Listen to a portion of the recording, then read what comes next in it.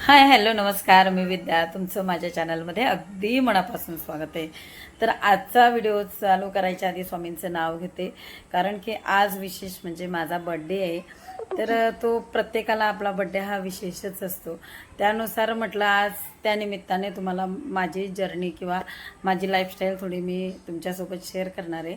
आणि आता माझ्याकडनं रेग्युलर होत नाही, पण त्या गोष्टी मी करायचा प्रयत्न करणार आहे. प्रत्येक वेळी आपल्यासाठी आपण नवीन काहीतरी चॅलेंज घेत असतो. त्यातलंच एक चॅलेंज म्हणजे सकाळी वॉकिंग करणं किंवा एक्सरसाइज योगा करणं हे मी घेतलेलं आहे. म्हणजे मी करत असते, पण मध्ये मध्ये ब्रेक होत असतो.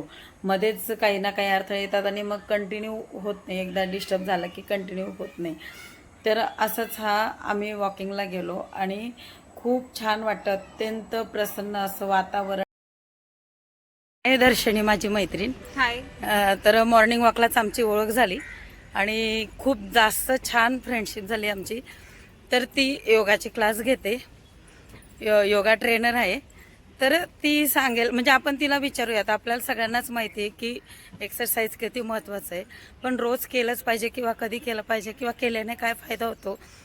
तर बोल 2 मिनटं दर्शने. 24 तासातनं एकदा तरी तुम्ही रोज 30 मिनिट का असे ना वॉकिंग करायला पाहिजे.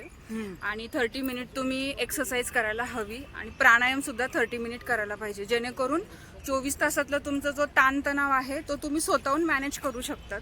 आणि ताणतणाव मॅनेज झाल्यामुळे हॅपी हार्मोन्स पण तयार होतात.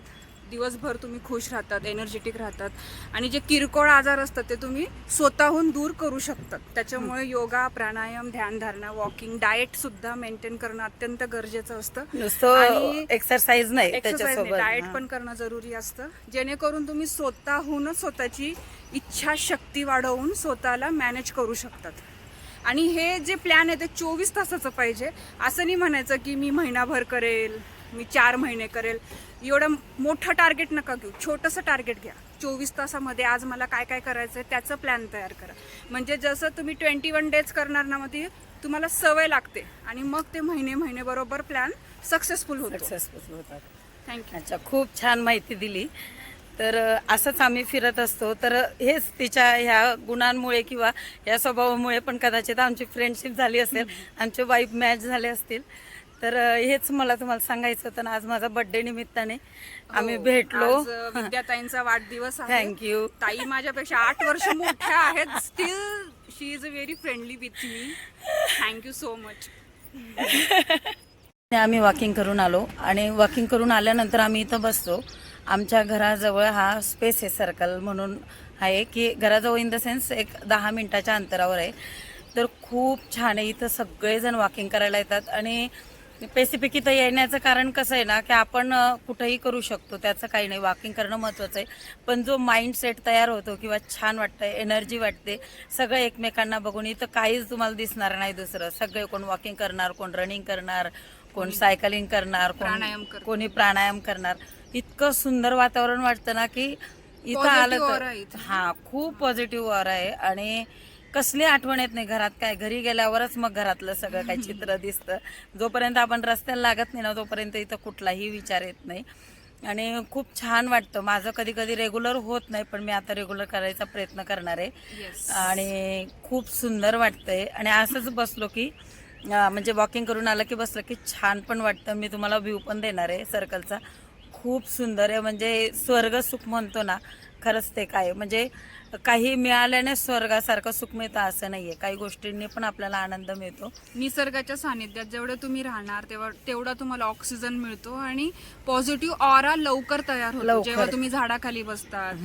आणि हे बघा, आम्ही असं झाडाखाली छान आणि एकमेकांचा ऑरा लवकर मॅच होतो. जेव्हा तुम्ही एका वातावरणात येतात तेव्हा ती जी एनर्जी तयार होते फ्रेंडशिपची, तर तुम्हाला कॉलेजचे दिवस पण कमी पडतील. इतके सुंदर असं वातावरण तयार होतं फ्रेंडशिपचं. आणि पुन्हा एकदा नव्याने जगण्याची ही संधी आपल्याला परमात्मा रोज देतो आणि ते जगायलाच पाहिजे. आपण हा आनंद घ्यायलाच पाहिजे. ती माझ्यापेक्षा लहान असून पण आम्हाला असं वाटत नाही की, नाही का, की वयाचं काही एज इज जस्ट नंबर असं पैकी होतं आमच्यासाठी. आणि आम्ही खूप छान बोलत असतो. सांगायचं तात्पर्य कसं की खरंच खूप छान आहे ही गोष्ट, की आपण जेव्हा फिरतो काहीतरी स्वतःसाठी, म्हणजे फिरतो आपण काय दिवसभर तर सगळं करतोच, पण स्वतःसाठी स्वतःसाठी वेळ काढणं जरुरी आहे. जरुरी आहे.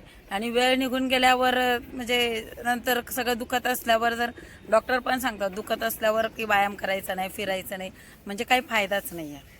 त्यामुळे जोपर्यंत आपण चांगलं आहे तोपर्यंत फिरायचं, मजा करायची आणि छान एनर्जी घेऊन घरी जायचं, जेणेकरून दिवसभर हॅपी आणि काम पण छान आणि होतं. पुन्हा दुसऱ्या दिवशी यायचं आहे आपल्याला. राईट.